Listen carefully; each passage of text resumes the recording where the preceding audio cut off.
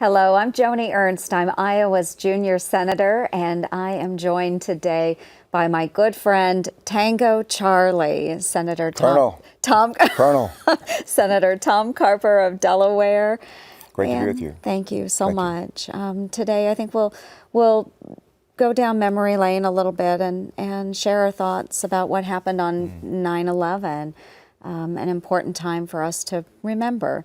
So, Tango Charlie, if you wouldn't mind, just maybe tell me where you were Thank when you. that happened Well, and thanks your very much for thoughts. inviting me to join No, on a my special pleasure. day. I was riding on a train. I go back and forth on a train a lot, as Joe Biden did, Bill Roth before them, Mike Castle. And we live in Delaware, and I was 15 years ago on the train coming to D.C., down around Baltimore, and doing what I call day ahead call with my staff. They were in D.C. and they're briefing me on the day that lie ahead. And about halfway through our conversation, someone said on my staff, a plane has flown into the World Trade Center.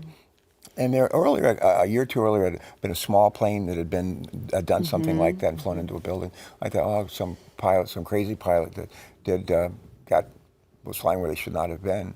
And as it turned out, I said, well, that's too bad. And finished our call, and about 15 minutes later, they called back and said another plane has flown into the other World Trade Center. And right then we knew that the world had changed. And I got off the train, the Union Station, that morning, and you could hear the airplanes they had. We'd launched aircraft to do air cover, and you could hear the jets flying up in the air. As it turned out, one of the aircraft, and one didn't make it to its target, but crashed in Pennsylvania in a farm field. Was apparently headed for the Capitol, but they had everybody leave the Capitol, and I literally came up Delaware Avenue, heading toward the Capitol, and you hear the planes, and then off in the distance we heard a loud explosion, and I think it was a fuel depot going up at the Pentagon, following the crash there, and that was, and I came into the Hart Building, my office in the Hart Building. Everybody was running out. I went in and watched television for a while just to see what was going on.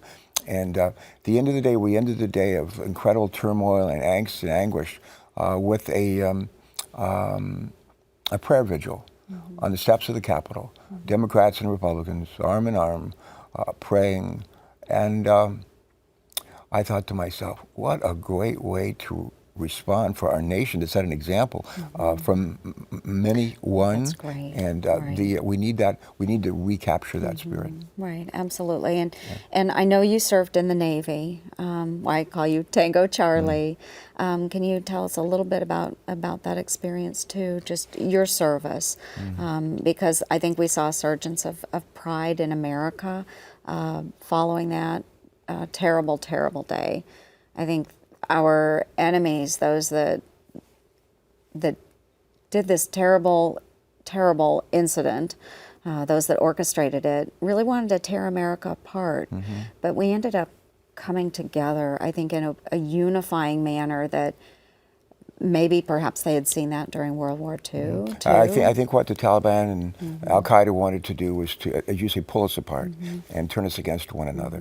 And that's what a lot of our enemies have wanted to do over the years. That's what they want to do right now. Right. But we can't let them do that. I was a naval flight officer, P-3 aircraft mission commander later on. We flew a lot of missions in Southeast Asia in my squadron. So land-based aircraft, the P-3 would fly 10 and 12-hour missions. Surveillance missions off the coast of Vietnam and Cambodia. We're looking for little infiltrator trawlers trying to get in and resupply the Viet Cong, and we weren't doing that. We would just chase Soviet nuclear submarines all over the world, and did that for off and on for 5 years. And when that was over, resigned from my regular commission, took a reserve commission, and moved to Delaware. Yeah. And enrolled in business school there, and up at Willow Grove Naval Air Station, like an hour and a half away north of Philadelphia. They were just getting Navy P-3 airplanes to replace the old P-2s. And I showed up about a week after I got to Delaware, and I said, one weekend, I said, I'm a P-3 aircraft mission commander.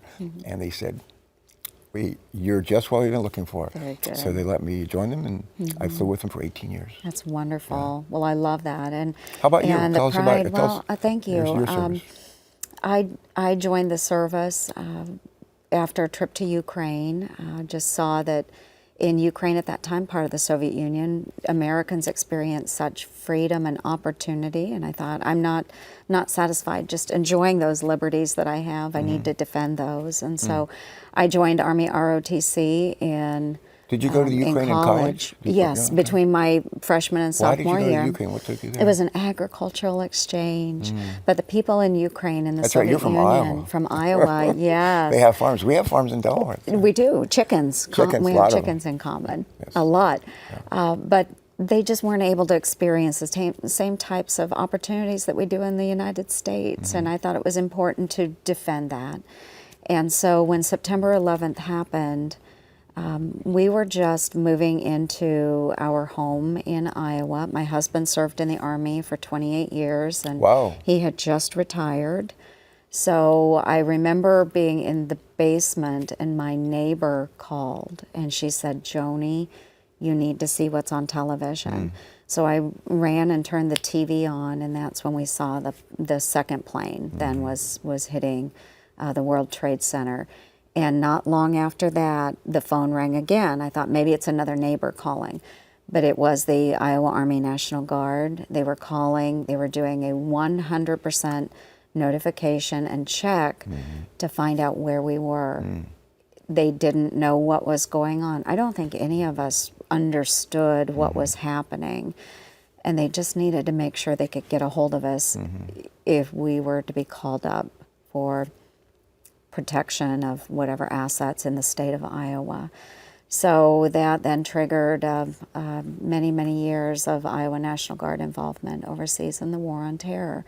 But again, I think the actions on that day, we had enemies that wanted to tear us apart, and that didn't happen. We saw such unity. We saw flags going up all over our communities. It Well, it was was extraordinary, remarkable. It extraordinary. was remarkable, the strength and resolve. We had a number of people who were from Delaware, whose families were from Delaware, who were on the airplanes that crashed. And in most cases, as not as passengers, but as crew members. Right. And we had memorial services in our state. And we had one fellow from Newark, Delaware, where the University of Delaware is, who was a petty officer, second class, Navy weatherman, serving in the Pentagon. Can you think of a safer job? Wow. In the Pentagon. Weatherman. And he died. He did in that crash. But we would have these memorial services up and down our state. And I would go to those and oftentimes lead people in reciting the 23rd Psalm. Ooh, so moving. So moving. Very moving, very moving. And I think it's just important that we understand we won't forget September 11th. We won't forget those wonderful Americans that went to their jobs that morning and didn't return home. We won't forget them, and we certainly won't forget those servicemen that have given their life on the War on Terror as well. Yeah. Well, this is a nation that took on the greatest nation in the world, the Brits, beat them not once, War of Independence, again in 1812. We survived the Civil War, survived the Great Depression, won World War I, World War II, the Cold War. We can get through all that. We can get through Absolutely. this. The key, as you say, from many one, from many one to be united. That's it. United. Thanks so much. Tango Charlie, thank you. Colonel. Thank you very As you much. were. Appreciate it a lot.